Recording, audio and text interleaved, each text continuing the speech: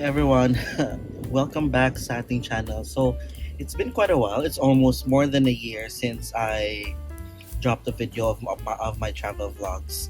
So, for today, I'm thinking of reviving my YouTube channel and we are going for an adventure.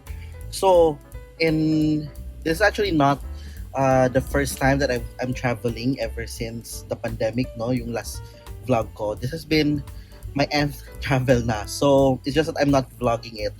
So, this time, I want to show you how do I do my travels and as well as my adventures to share. I want to share my adventures with you guys. So, for today, pupunta tayo ng Hong Kong. So, as you can see, nasa sasakyan ako. I will be driving today to the airport. This is actually my second time in Hong Kong. This is not the first time that I'm going to the country. It's just that yung first Hong Kong trip natin was really more about work. I went there for a conference. So there are places na I wasn't really able to explore and enjoy. But this time, pupuntahan natin yung mga places na yon such as Disneyland, Ocean Park, and marami pang iba. So, for today, samahan nyo ako. We will be going now to the airport and I'll see you there.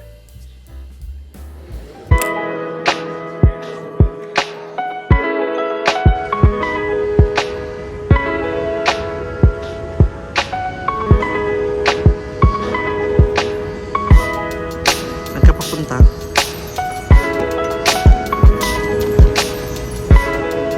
Doon sa loob.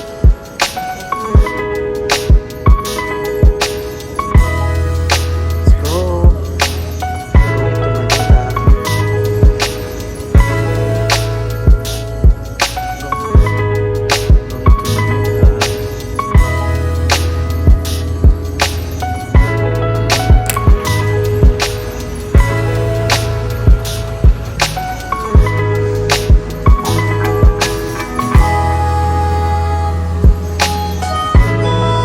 We are now boarding kasi naka-priority access pala tayo today. Boarding pala. So, we're now going to our plane. I wasn't able to talk about immigration kanina. Pero later kapag nasa hotel na tayo, we'll talk about it.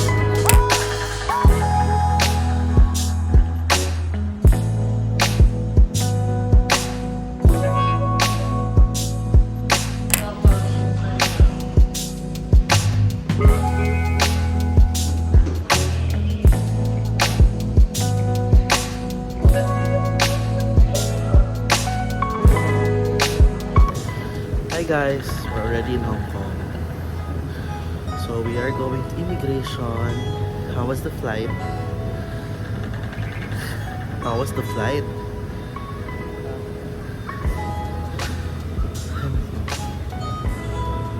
So I'll talk to you about the immigration process later sa pagdating namin sa hotel.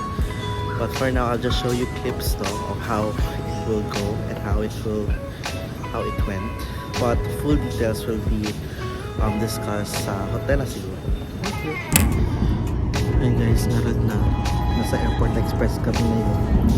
Hindi namin alam na papaliktad pala yung andam. Disorienting. Ayan. Going to Causeway AB.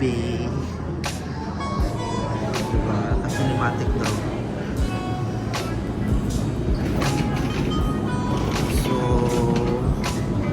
Exit A, going to yung parang New York.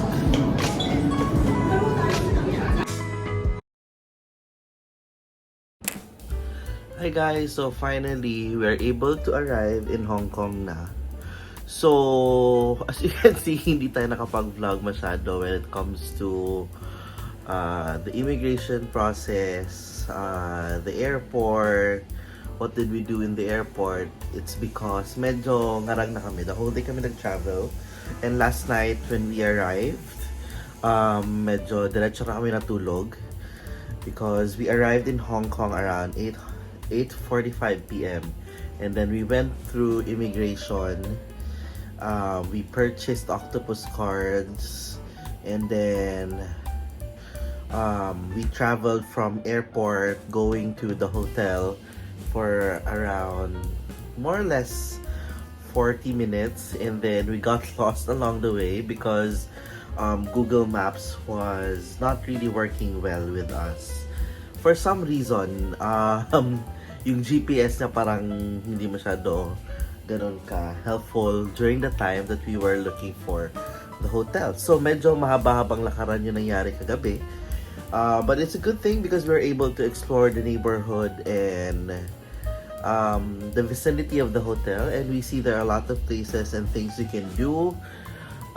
There are places where you can eat, so it's a good thing naman, pero nakakapagod nga lang. But anyway, so for today, we're going to talk about the immigration process, no?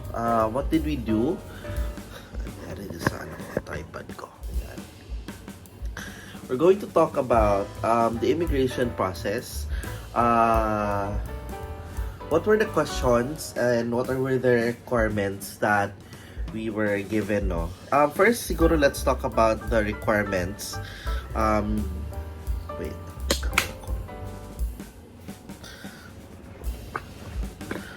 Patong natin ng maayos. As you all know, I'm from Davao, so let's talk about the immigration process and the requirements, of course, before going to Hong Kong. First is, this is something that you should know, especially if you're from Davao.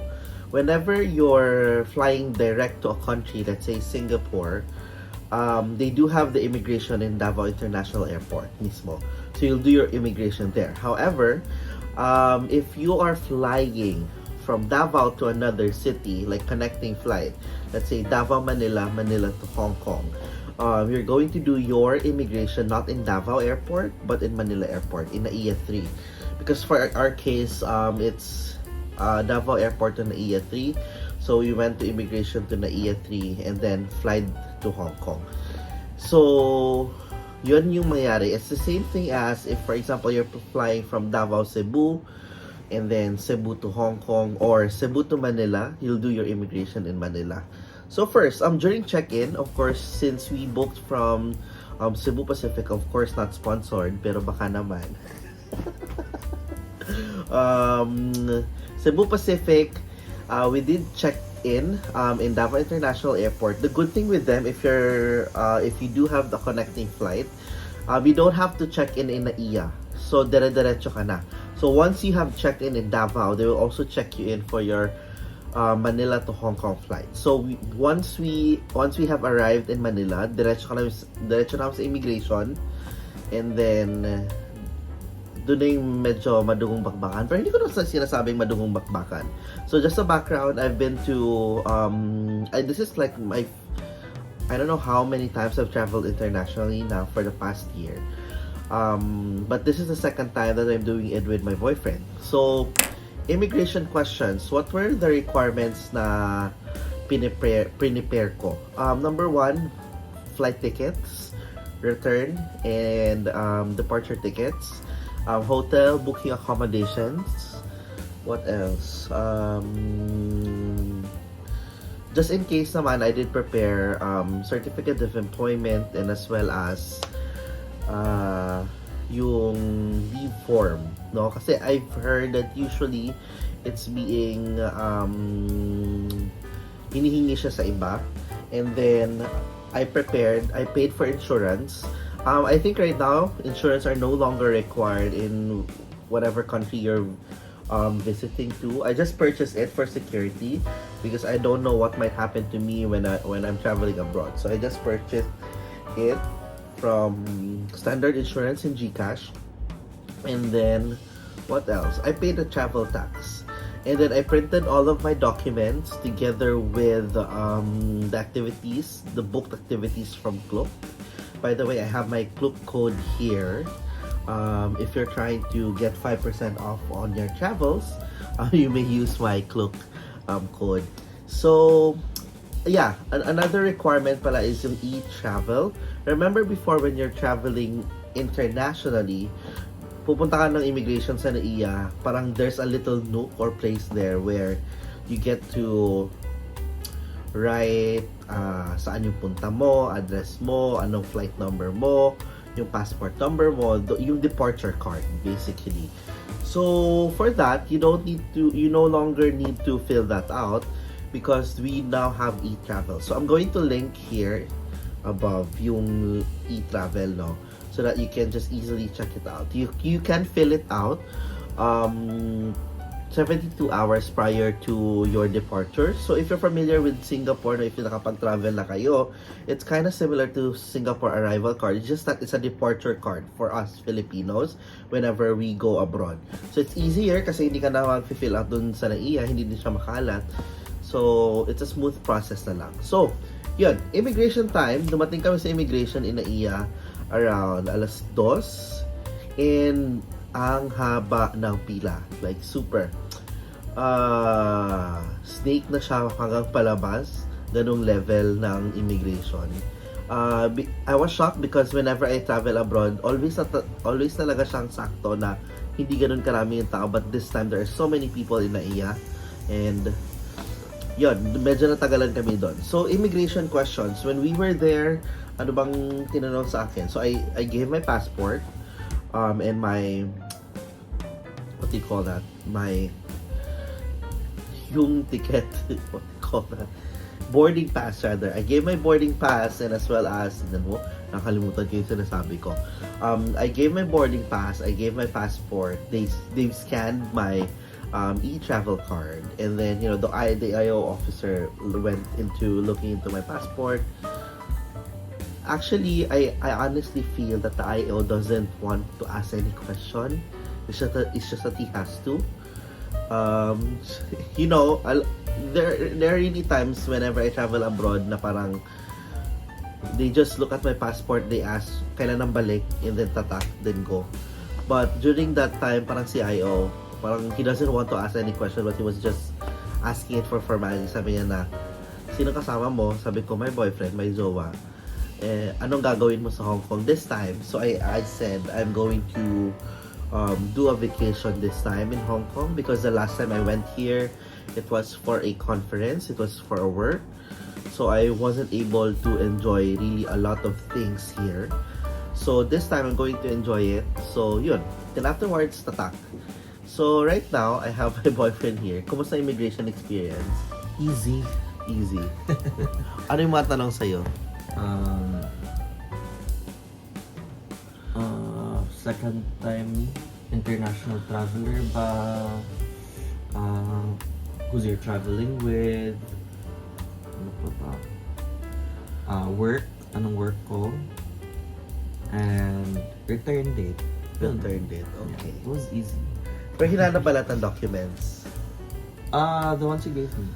Okay. Yun ang binigay ko. So yun. So as per checking, lahat ng documents na prepare ko, hinanap sa boyfriend ko. But for me, parang hindi ko kailangan ilabas yung documents na yun because for some reason, the IO officer, parang hindi siya siguro let's say mabait na lang yung IO officer na naka-encounter ko during the immigration process. So yun. So that's how our immigration went.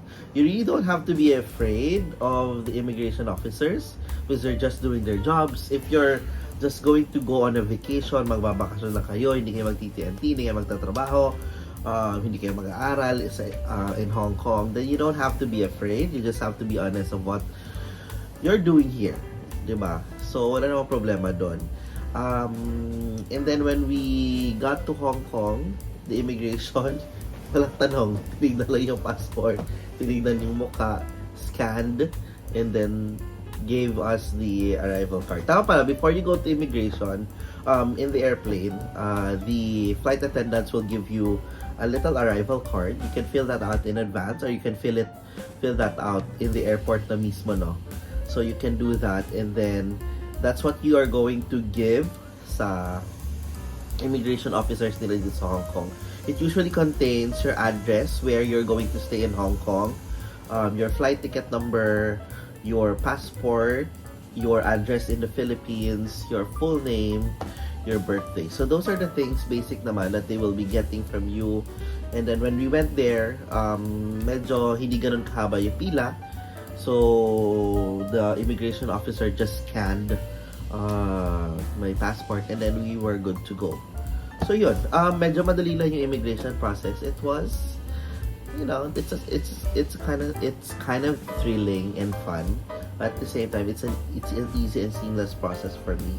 Maybe siguro this is I've traveled internationally more than a lot. I mean, a lot of times already. But again, it's not an assurance. You really just have to be prepared. Kasi I'm the type of traveler that I would rather be prepared than sorry at the end. Diba? So, buti na yung meron tayong documents and backup documents na prepared. So, yun. So, yun lang. See you again later. Thank you.